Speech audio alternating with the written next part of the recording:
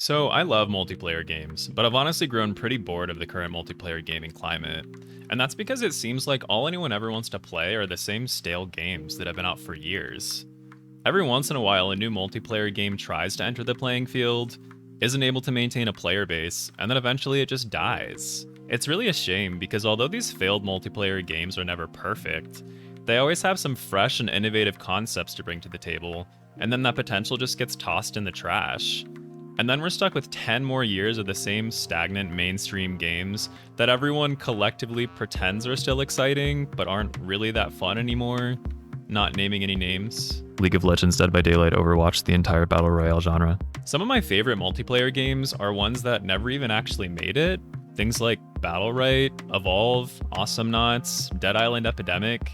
And today I wanted to talk about one of these failed games that, in my opinion, deserved a better fate. And that game was Gigantic.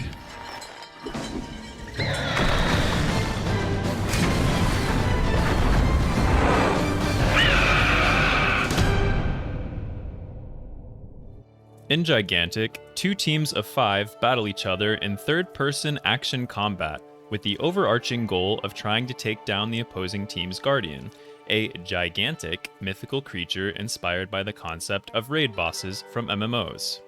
The game was usually described as a third-person shooter, but I don't think the term shooter really does it justice, because the game features a good amount of melee combat as well.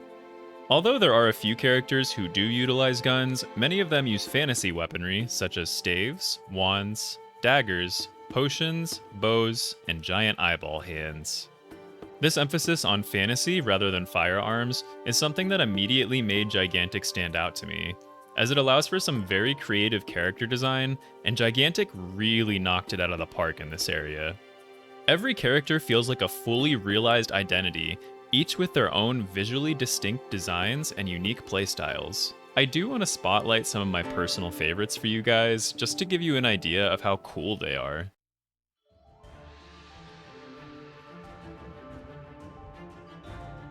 Aisling is a pale warrior girl who fights using the ghost of her dead father as a weapon, kind of like a JoJo character with a stand. If this isn't one of the coolest hero concepts you've ever seen, well then, fuck you. I'm just kidding. She's basically a melee summoner, able to send her dead dad out to chosen areas on the battlefield where he will automatically attack nearby targets. She can also order him to perform AoE crowd control abilities and recall him back into her sword to heal herself. He does have an HP bar, so you'd have to be very careful when managing him so that he doesn't die. Oh wait, he's already dead.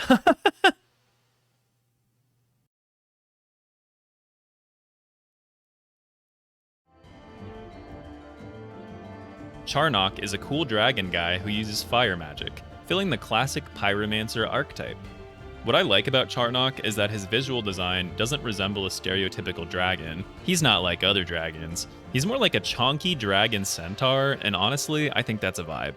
This guy is a high DPS glass cannon, bringing some flashy and devastating AoE moves to the table, but also requiring smart positioning to not immediately get bulldozed by the enemy team.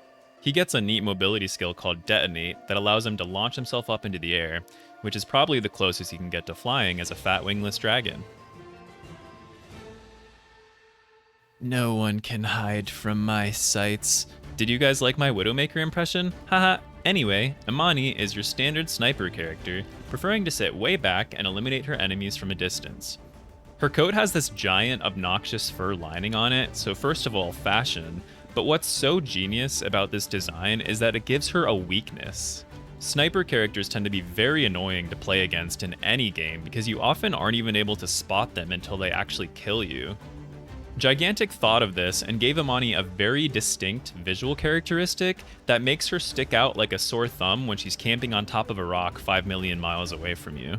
I think this was a really creative way for the devs to combat the innate frustration of playing against sniper characters, which is why I felt Imani was worth mentioning here. Sven is just Sven. This guy is awesome, just look at him. He's a crazy alchemist grandpa who bounces around throwing potions at people. The reason why I like Sven so much is that he's an actual creative take on the classic support role. He can also hold his own in combat, chucking fire and acid potions at his enemies, and one of the coolest parts of his kit is that he can create a puddle on the ground that grants his allies super jump. Zenobia reminds me of a cross between Medusa and Ursula, definitely looks like she could be a Disney villain.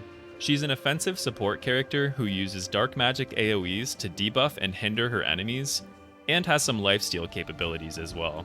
I honestly don't have a ton to say about Zenobia, but I just love her visual design so much that I wanted to include her.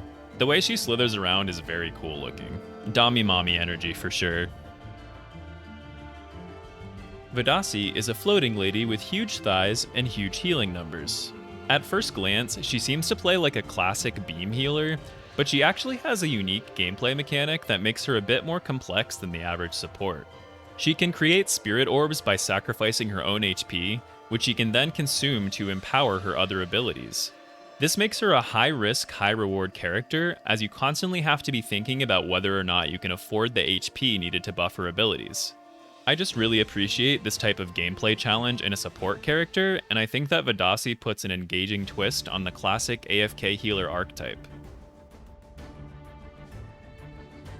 Mozu is a dinky little wizard goblin who's a great choice for people who are drawn to mage characters in video games, or if you just like being really annoying. The interesting thing about Mozu is her unique basic attack. It's kind of like a Gatling gun made of magic missiles. When you hold down the attack button, she starts firing bolts very slowly, and her attack kinda sucks, but the longer you hold it, the faster she fires, and eventually it starts to feel like a face-melting laser beam. This basic attack is so powerful that most of her other skills are just utility to support her wand spamming endeavors. I found Mozu to be an extremely refreshing take on a mage-type character. And last but certainly not least, Griselma is a demon grandma who summons giant eyeball hands out of portals from hell. Do I even need to say anything else? This is how you design a character. This is not a design we've seen regurgitated 500 times, it's not a copy-paste of a character from another game, it's a goddamn granny that summons eyeball hands. She plays like a turret-building engineer character, poking people with her broom-like hand staff while her portal beasts fire at her targets from afar. Griselma is yet another example of Gigantic taking a classic character archetype and twisting it into something fresh and creative. I just love her design, and I think that she's a perfect illustration of Gigantic's unique take on things. After highlighting some of my favorite characters here, hopefully you can see why I enjoy them so much. You've got basic humans, robots, dragons, hulking madmen, grannies, grandpas, tentacle ladies, goddesses, frogmen. The cast is extremely diverse, and that's not even all of them. If you liked the ones I showed, I highly recommend you look up the other characters in the roster. They all feel like they come from their own individual worlds, but at the same time, they are all so wildly themselves that it feels right for them to all coexist in the same universe. Their varied playstyles work well to complement their unique designs, and it really makes every character feel like they have a special role in the game. Even small details, like how the characters move or sprint, all help to cement each character's individual personality. Your character would level up and upgrade their skills during a match, which is pretty much a MOBA staple, but Gigantic had a very unique skill upgrade system. Instead of just making the skill stronger, upgrades offered a set of branching choices that would drastically alter the effects of each skill. For example, Uncle Sven could upgrade his healing potion to either apply a CC cleanse or a healing over time effect. Then, on the skill's second upgrade, the healing potion could also apply CC to enemies, or give allies CC immunity for a short time. Each character had a lot of interesting choices for their skill alterations, some of which would change how the character played entirely. I really enjoyed this aspect of the game because it allowed for you to dynamically react to each match by choosing skill augments that could appropriately deal with the enemy team, or complement your own team. It made every match feel different, and broke up some of the monotony of replaying the same character, because you could constantly experiment with different playstyles. So now that I've talked quite a bit about the game's characters, let's talk about the actual game flow. To win a match, you'd have to destroy the enemy team's Guardian. The game launched with two Guardian types, a Griffin and a Serpent. Each had their own unique attacks, and the devs had plans to add more guardians in the future. Each guardian is located deep on the enemy team's side of the map and would automatically attack enemy players who got too close. You couldn't just go up and damage the enemy guardian whenever you wanted though. First, you had to make them vulnerable by filling your own guardian's power gauge. Killing enemy players would grant power, and you could also harvest it in specific locations around the map. When your guardian's power was full, it would rampage, move toward the enemy guardian, and knock it down with a really badass animation, making it vulnerable to your attacks for a short period of time. If you do enough damage while it's knocked down, the guardian loses a life point. When a guardian loses all 3 of its life points, that team loses and the other team is victorious. The guardian system was an extremely creative take on the classic MOBA win condition of destroying the enemy team's base. And these giant monsters were so well animated that it just looked so damn cool when they fought each other. It made you feel like you were part of some high fantasy Godzilla movie or something. While the MOBA genre is generally known for having minions that automatically spawn and march into the enemy base, Gigantic instead had something called creatures. These were Pokemon-like summons each team could place in specific locations around the map. The creature would then guard the given location and also speed up the production of power for your team. So the more creatures you summoned, the faster you'd gain power and the faster you'd be able to make the enemy guardian vulnerable. And these little guys were not pushovers. They had actual combat mechanics and abilities, so they were almost like mini-bosses and were difficult to take down solo. The creatures all start in their baby form, but can be upgraded into their adult forms to gain stronger attacks and abilities. In addition to having varying combat styles, each type of creature also comes with its own unique environmental effect. The tree guy periodically summons healing orbs for your team, the Cerberus acts as a ward that reveals nearby enemies on the minimap, and the Cyclops creates impassable walls that force enemies to change their pathing. Not only was the creature system just really cute and fun, but it also added some interesting strategy to the game, as you had to carefully choose which creatures you needed at any given time. One last thing I would like to highlight about Gigantic is just how amazing the game felt in terms of movement. A common pitfall I've personally noticed with third-person multiplayer games is that they have this tendency to feel very stiff in terms of movement, but Gigantic completely defied expectations here with its remarkably fluid gameplay. The character animations were so smooth and seamless that every action felt like it flowed together naturally. When you jumped, for example, it felt like an actual jump, and not just a vertical translation of your character's model.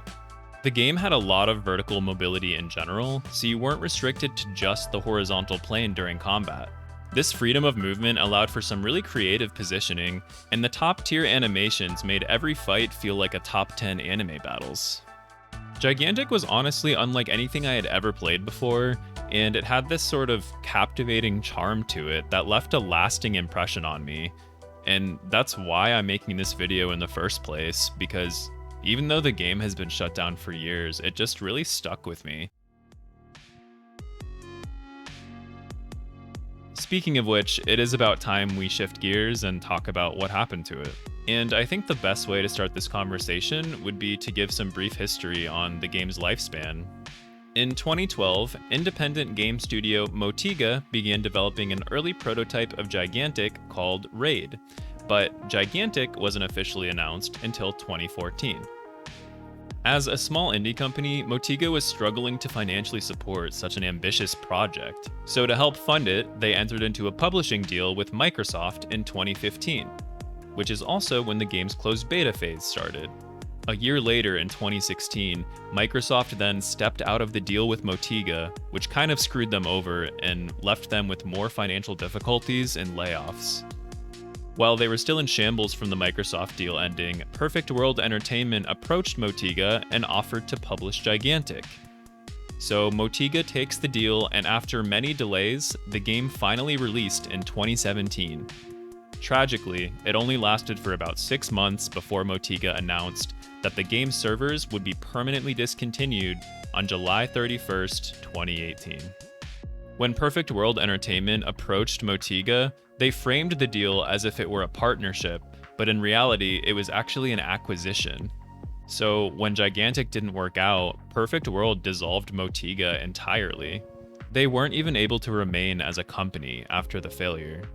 At the time, I found Gigantic to be more fun than pretty much any other multiplayer game on the market, so when I found out it was getting shut down, I was pretty confused. So why did this happen? What prompted them to give up on the game so quickly? Here is an excerpt from Motiga's official statement. Discontinuing Gigantic was not an easy decision. The game is a unique and exciting experience that captured many hearts and minds. Unfortunately, it did not resonate with as many players as we'd hoped. Over the last several months, the teams at Motiga and Perfect World looked into viable options to sustain Gigantic. However, the current state of the game has restricted options for further progress and relevant content updates, and delivering basic features while also fixing long-standing issues was more complicated than expected. Despite our best efforts, we were unable to find an impactful solution that would help Gigantic break through in a crowded market. Free-to-play games like Gigantic make the majority of their revenue through microtransactions, and without a healthy stream of players coming in, they just don't have enough potential buyers to financially support their game. So let's take a look at the Steam charts. During launch month, it peaked at 8,300 players, then it dropped to below 1,000 after 3 months, and was down to around 200 when they decided to shut it down. I do want to note that these numbers do not include Xbox players or people playing on the Arc Games platform, but they still paint a pretty accurate picture of the player base's decline. So the next question is, why was Gigantic's reception so poor if it was arguably a really awesome game? First, let's talk about the Microsoft deal. When Microsoft offered to fund Gigantic in 2015, their condition was that Motiga would have to develop the game specifically for Windows 10, which was brand new at the time, and also Xbox One, while allowing cross-platform between the two. What this meant is that the developers of Gigantic had to scrap a lot of the work they had already put in place and reshape the game's code entirely to work on the new Microsoft platforms. This caused a massive slowdown to the game's development pace. Motiga initially wanted to release Gigantic at the end of 2015, but they had to push it back multiple times because of these development delays. If you scour the Gigantic subreddit, you can find some common complaints about how Gigantic feels incomplete or is missing features, such as not having a ranked mode or a progression system, not having proper matchmaking, or not having enough game modes and maps. This is most likely because Motiga had to spend their development time meeting Microsoft's demands and had to sacrifice core features and content that they otherwise probably would have been able to add. I feel like it's easy to point to a game's shortcomings and flaws to explain why it failed, but in reality, even extremely successful games like League of Legends or Fortnite were very flawed at launch. To me, the real reason Gigantic didn't make it was because of the extremely unwelcoming nature of the multiplayer game industry. When Gigantic was announced in 2014, it had a good amount of publicity and was super hyped by a lot of media outlets. Unfortunately, because its release got delayed so many times, it lost a lot of its momentum, which was further exacerbated when Overwatch released in 2016 before Gigantic. Now, Overwatch and Gigantic are barely similar games. They both have teams, they both have objectives, and they both have characters. That's pretty much it when it comes to similarities between the two. But because gamers are the way they are, it became trendy for people to say that Gigantic was trying to copy Overwatch. This led to inevitable comparisons between the two games, and since Blizzard is a multi-billion-dollar company, Overwatch of course overshadowed Gigantic when it comes to polish and marketing. This caused the masses to dismiss Gigantic in favor of the big money Blizzard game. I think that if Gigantic had met its original release date before Overwatch launched, it would have at least had a better shot at succeeding. But by the time it released, everyone was already heavily invested in Overwatch. Already established and successful games, especially those made by really big name companies, tend to hog the player pool of multiplayer games. This is a big reason why new multiplayer games always fail, unless they're made by an already established company. Games like Gigantic that don't come from an already established, rich company don't naturally start out with a high player count. When a game doesn't have an immediately large player base, queue times end up being slower, that turns people away, and then you have gamers calling it a dead game. Promising new multiplayer titles are never referred to as up-and-coming games or games with potential. They're always dead games because they don't meet the impossible standard of having a League of Legends-sized player base at launch. And because of this, multiplayer gamers tend to flock to what's already popular rather than try something new that might have a low player count. I don't even think it really matters how good or bad the game is. These games are never given the chance to grow and fully realize themselves because they never gain enough players to actually generate revenue. And because of that, unfortunately, we all miss out on hidden gems like Gigantic. I really don't know how to say this without it sounding corny or stupid, but soul is something that's really important to me when it comes to video games. When developers truly care about the game they're making, it reflects in the game itself, and you can almost feel the heart that they put into it. To me, Gigantic is the perfect example of a game that just exudes soul. Regardless of its fate, Gigantic had a lasting impact on a lot of people with its awesome characters, crazy smooth gameplay, and innovative concepts. Motiga went full passion with their game, and even though it didn't work out for them in the end, I don't think that passion is ever a waste. I think that it helps make the world a brighter place, and I just am really grateful that I got to play their game. So, thank you, Motiga, for sharing your passion with the world.